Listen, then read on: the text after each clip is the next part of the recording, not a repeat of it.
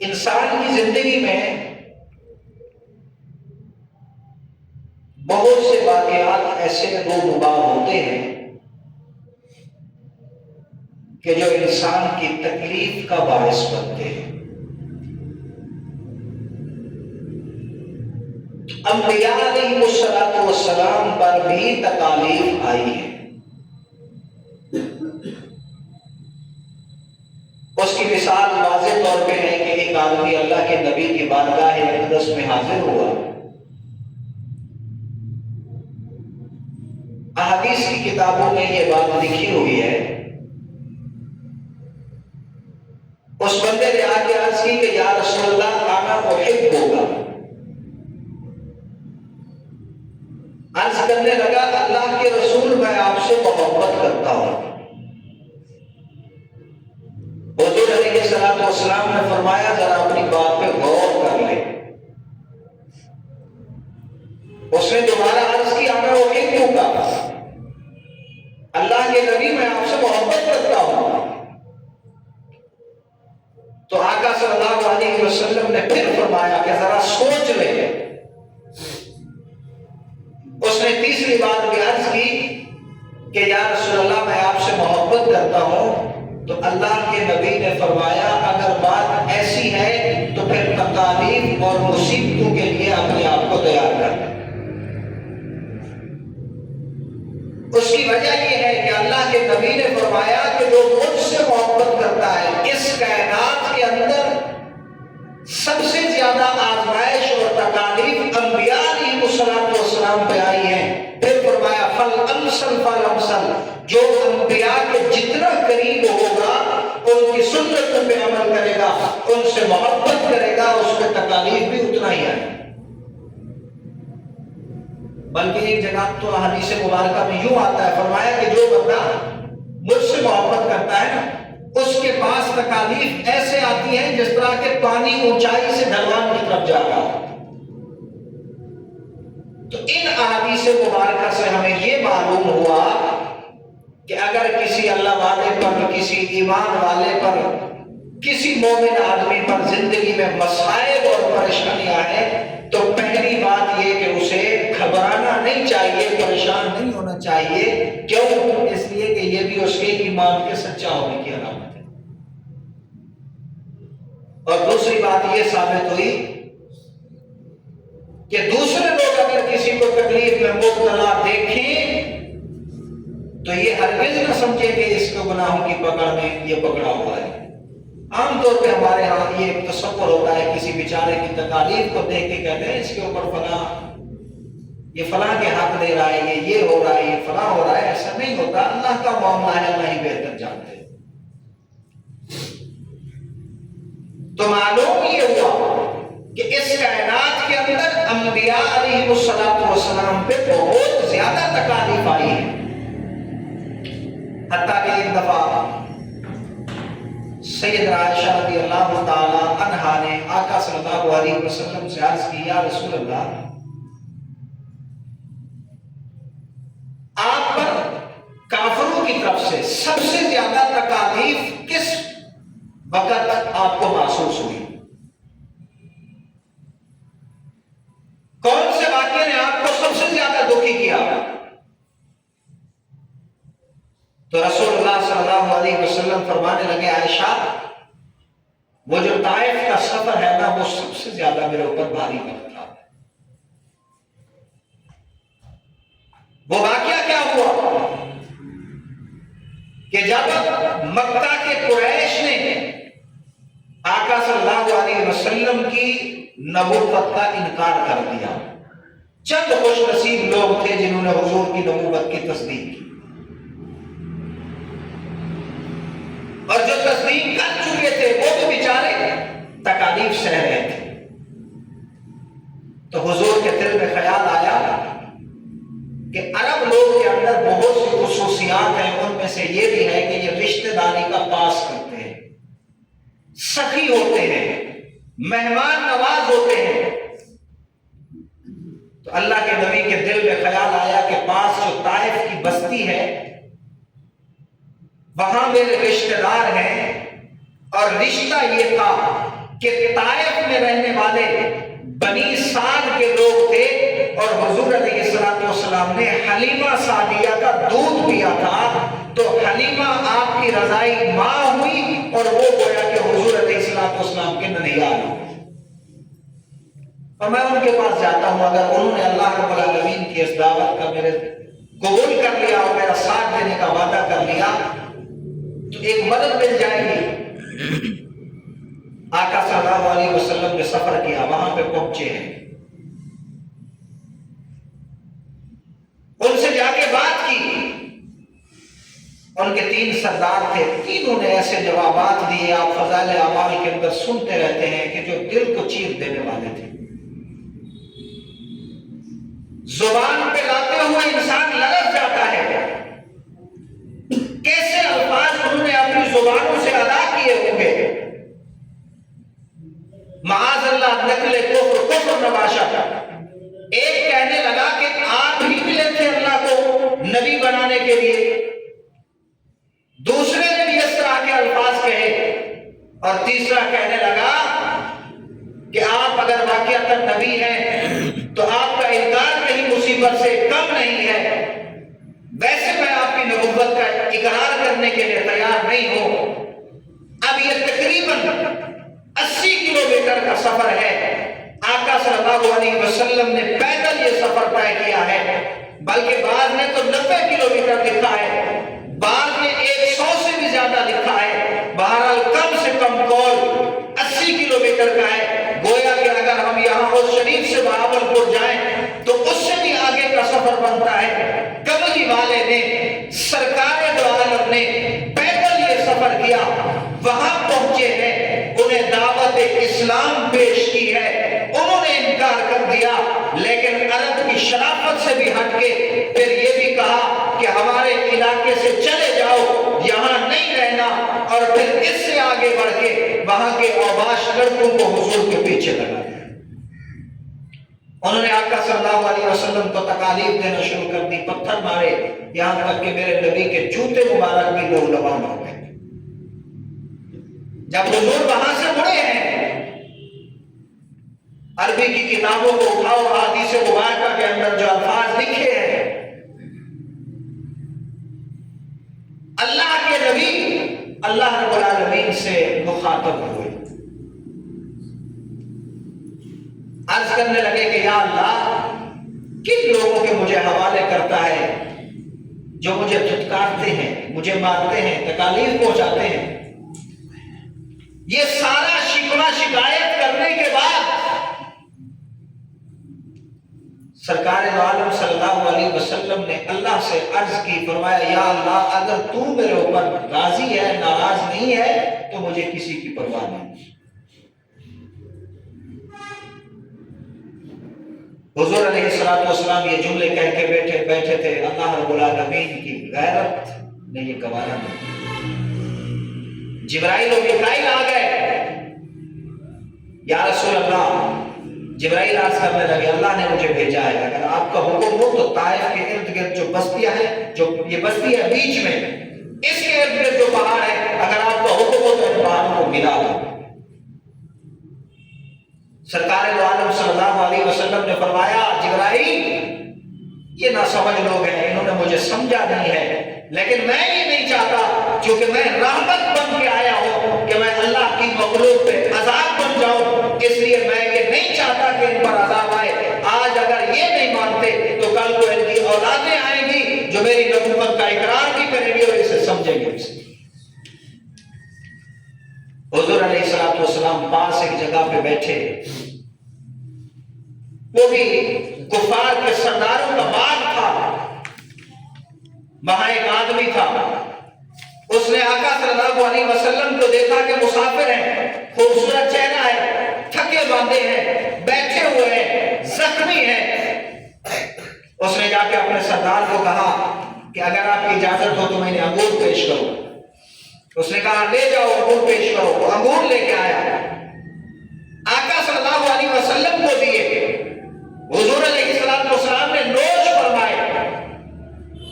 پھر ساتھ پوچھا کہاں کے رہنے والے؟ اس نے کہا میں نینوا کا رہنے والا ہوں۔ تو حضور علیہ अलैहिस्सलाम ने फरमाया वही बस्ती जहां में मेरे भाई हजरत यूनुस अलैहिस्सलाम को भेजा गया था। वो गुलाम कहने लगा आप उनसे कैसे वाकिफ हैं, वो तो हमारे नबी थे। इसलिए कि हजरत यूनुस का तज़किरा अरब वालों में से कोई भी नहीं जानता था। तो अल्लाह के नबी ने फरमाया मैं इस वजह से जानता हूं कि मैं भी अल्लाह का नबी हूं, वो भी अल्लाह के नबी थे, अल्लाह ने मुझे वही के जरिए से बतलाया है। तो अल्लाह ने नकद इनाम अता फरमाया कि हुजूर दावत इस्लाम देने के लिए आए थे, अल्लाह की वहदानियत का प्रचार करने के लिए आए थे। उन लोगों ने अगरचे हुजूर की बात ना मानी, लेकिन ये गुलाम उसी वक्त बैठे बैठे हुजूर की नबूवत की तस्दीक की और आपका कलमा पढ़ के आपका गुलाम बन गया। एक वाकया तो हुजूर की जिंदगी में ये पेश आया। दूसरा वाकया ये हुआ कि आका सल्लल्लाहु अलैहि वसल्लम की गमखार बीवी हजरत खदीजतुल कुबरा रज़ी अल्लाह ताला अन्हा का इंतकाल हो गया। ये हुजूर की वो बीवी थी कि जिन्होंने हुजूर अलैहिस्सलाम का बहुत ज्यादा साथ दिया है। आका सल्लल्लाहु अलैहि वसल्लम दावत देने के लिए निकलते थे, ये हुजूर को तैयार करके भेजती थी। शाम को जब हुजूर आते हाल अहवाल पूछती, सुबह हुजूर अलैहिस्सलाम को फिर हिम्मत दे के फिर रवाना करती।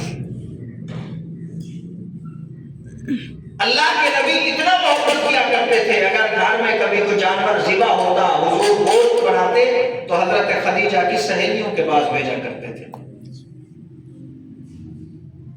इनका इतना तज़किरा फरमाया करते थे, इतना तज़किरा फरमाया करते थे कि एक दिन हजरत आयशा कहीं बैठी कि या रसूलल्लाह को बुढ़िया आपको भूलती नहीं, हम आपकी बीवियां आपके सामने होती हैं और आप उनकी तारीफ किए जा रहे होते हैं।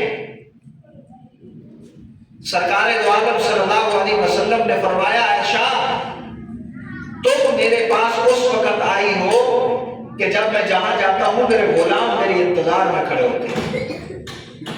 मैं जहां जाता हूं मेरा इस्तकबाल किया जाता है, मेरे साथ लश्कर है, जानिसार हैं, सहाबाए कराम हैं, दोस्त अहबाब हैं। लेकिन खदीजा उस वक्त मेरी साथ थी।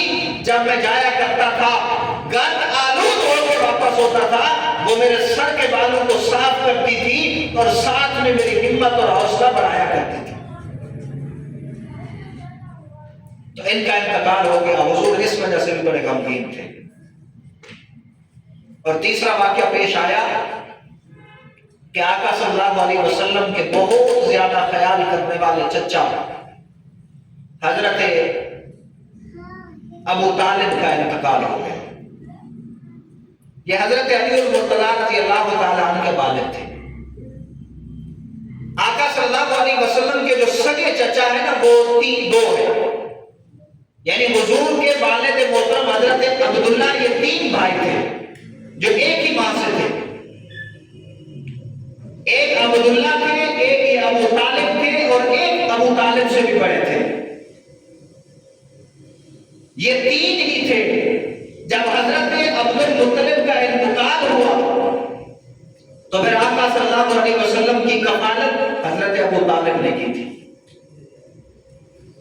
और इन्होंने बड़ा साथ दिया हुजूर अलैहिस्सलाम का। तिजारत में भी साथ ले गए।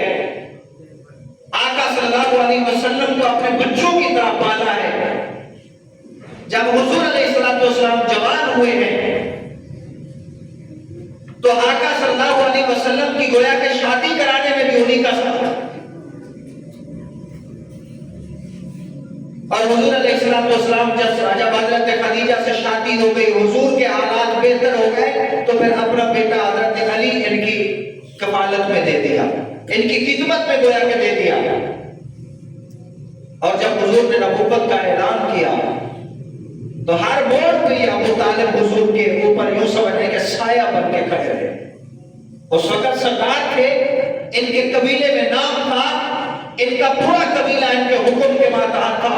تو آقا صلی اللہ علیہ وسلم کے ہر وقت ساتھ ہوا کرتے تھے، اگرچہ کلمہ نہیں پڑھا لیکن ہر حال میں، ہر مصیبت میں، ہر تکلیف میں، ہر دکھ میں حضور کا ساتھ دیا کرتے تھے۔ یہاں تک کہ ایک دفعہ قریش نے میٹنگ بلائی ہے کہ جائیے ابو طالب سے بات کیجئے کہ یا تو اپنے بھتیجے کو سمجھاؤ کہ ہمارے بتوں کو برا بھلا نہ کہا کرے، یا پھر آپ ان کا ساتھ دینا چھوڑ دو، پھر محمد جانے اور ہم جانے۔ تو قریش والے ابو طالب کے پاس آ گئے۔ ابو طالب کے پاس ابھی بیٹھے ہی تھے کہ انہوں نے حضور کو بلایا۔ آقا صلی اللہ علیہ وسلم جب آئے ہیں، ابو طالب نے کہا بھتیجے یہ سارے سردار آپ کے پاس آئے ہیں۔ وہ کہنے لگا ہے محمد تو ہمیں بہت زیادہ عزیز ہے، اگر آپ چاہتے ہیں کہ عرب کی کسی خوبصورت ترین لڑکی سے ہم آپ کی شادی کریں، جس کا نام لیتے ہو ہم شادی کرا دیں گے۔ اگر آپ چاہتے ہیں کہ آپ کے پاس مال و دولت زیادہ ہو تو ہم سارے مل کے آپ کو اتنا مال دیتے ہیں کہ آپ ہم سب میں سے سب سے زیادہ مالدار بن جائیں گے۔ اور اگر آپ سرداری چاہتے ہیں تو آج ہم اجتماعی طور پہ یہ فیصلہ کرتے ہیں کہ ہم پوری قوم اور پورے قبیلے کا آپ کو سردار بنا دیتے ہیں، لیکن ہمارے معبودوں کو برا بھلا کہنا چھوڑ دو۔ تو اس وقت حضور علیہ السلام نے جملے کہے تھے، فرمایا اگر میرے دائیں ہاتھ پہ سورج رکھ دیا جائے اور میرے بائیں ہاتھ پہ چاند رکھ دیا جائے اور پھر مجھے کہا جائے کہ تم اللہ کی وحدانیت کا اقرار چھوڑ دو، آقا صلی اللہ علیہ وسلم نے فرمایا یہ ہو ہی نہیں سکتا کہ ان سورج اور چاند کے بدلے میں بھی میں حضور علیہ السلام اللہ رب العالمین کی وحدانیت کا اقرار چھوڑوں۔ اور یہی صفت حضور کے پیروکاروں میں بھی آئی ہے،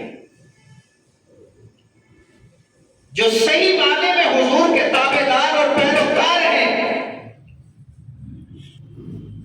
انہوں نے بھی اس سنت کو ادا کیا ہے۔ ہمارے اکابرین میں سے حضرت مولانا احمد علی لاہوری رحمہ اللہ انگریز کی حکمرانی میں ان کو جب دعوت دین دینے کے معاملے میں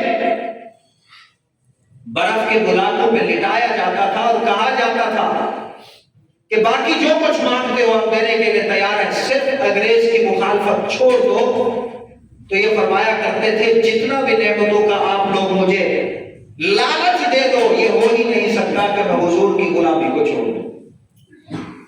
بلکہ ان کا ایک جملہ تھا، برف کے غلاف پہ جب لٹایا گیا تو فرمایا کہ احمد علی کا جسم تو ٹھنڈا ہوا ہے، لیکن تم اگر یہ سمجھتے ہو کہ میرا ایمان کمزور پڑ جائے گا، فرمایا جسم اگرچہ ٹھنڈا ہو رہا ہے لیکن میرا ایمان اس سے بھی زیادہ گرم ہو رہا ہے۔ تو میرا جسم تو ختم کر سکتے ہو لیکن میرے دل سے حضور کی غلامی اور ایمان نہیں نکال سکتے۔ تو آقا صلی اللہ علیہ وسلم نے ان کا جب انکار کیا ہے تو وہ سارے مل کے کہنے لگے ابو طالب پھر آپ اس بھتیجے کا ساتھ دینا چھوڑ دیں، پھر ہم جانے اور یہ جانے۔ تو اس وقت ایک جملہ کہا ابو طالب نے، کہنے لگے بھتیجے محمد میرے اوپر اتنا وزن ڈالو کہ جسے میں برداشت کر سکوں۔ جب حضور علیہ السلام نے یہ جملہ سنا، آقا نے محسوس کیا کہ ابو طالب بھی میرا ساتھ دینے سے اب اکتا گئے ہیں۔ حضور علیہ السلام وہاں سے اٹھے، فرمایا ابو طالب پھر اگر آپ بھی میرا ساتھ چھوڑنے کے لیے تیار ہیں تو آپ بھی چھوڑ دیجئے، میرا اللہ میرے ساتھ ہے۔ لیکن آنکھوں سے آنسو بھی آ گئے، شاید کہ میرے نبی نے دل میں یہ خیال کیا ہوگا کہ آج اگر عبداللہ ہوتے میرے والد محترم تو اس طرح کے جملے نہ کہتے، اس لیے کہ باپ کبھی بیٹے کا ساتھ نہیں چھوڑا کرتا، یہ چچا ہے، شاید اس وجہ سے کہہ رہے ہیں۔ آقا صلی اللہ علیہ وسلم جب رو کے وہاں سے اٹھنے لگے تو ابو طالب نے کہا بھتیجے محمد یاد کر میں کبھی تیرا ساتھ چھوڑنے کے لیے تیار نہیں، جا دن میں بھی اللہ کی دعوت دے، رات میں بھی اللہ کی دعوت دے، ابو جہل کے پاس جاتا ہے جا، عتبہ کے پاس جاتا ہے جا، شیبہ کے پاس جاتا ہے جا، سارے سرداران قریش کے پاس جا، اپنے رب کی وحدانیت کا اعلان کر، یہ چچا تیرے لیے ڈھال بن کے تیرا ساتھ دینے کے لیے کھڑا رہے گا۔ جب یہ جملے کہے تو یہ ابو طالب حضور سے اتنی محبت کرتے تھے، ان کا بھی انتقال ہو گیا۔ تو ایک ہی سال کے اندر 3 آقا صلی اللہ علیہ وسلم پہ پریشانیاں آئیں۔ طائف کا سفر اسی سال میں، خدیجۃ الکبریٰ کا انتقال اسی سال میں، ابو طالب کا انتقال اسی سال میں، حتیٰ کہ حضور نے اپنی زندگی کے اس سال کا نام رکھا تھا عام الحزن، غموں کا سال۔ جب حضور کے غم کا پیمانہ اعلیٰ سطح پہ پہنچ گیا تو رب العالمین نے انتظام فرمایا کہ میرا محبوب پریشان ہے، غمگین ہے، لیکن حضور کے دل میں سب سے زیادہ تو محبت رب کی تھی نا، تو اللہ نے فرمایا کہ اپنے محبوب کے اس غم کو ہلکا کرنے کے لیے میں انتظام کر دیتا ہوں، جبرائیل جا، یہ رجب کا مہینہ تھا، 27 کی رات تھی، جبرائیل امین کو بھیجا ہے کہ میرے محبوب کو اس پوری کائنات کی سیر کراتے ہوئے میرے پاس لے کے آ، میرے پاس آئیں گے حضور کا غم ہلکا ہو جائے۔ اسی کو معراج کہتے ہیں۔ تو معراج کے اسباب حضور علیہ السلام کی زندگی میں آنے والی پریشانیاں تھی، پھر آقا صلی اللہ علیہ وسلم کو معراج پہ بلایا، رب نے بھی تحفے پیش کیے، حضور نے بھی تحفے پیش کیے۔ انشاءاللہ العزیز زندگی باقی تو پھر اگلے جمعے پہ یہ معراج کا سارا واقعہ عرض کروں گا۔ پروردگار عالم سے دعا ہے کہ اللہ ہمیں آپ کو عمل کرنے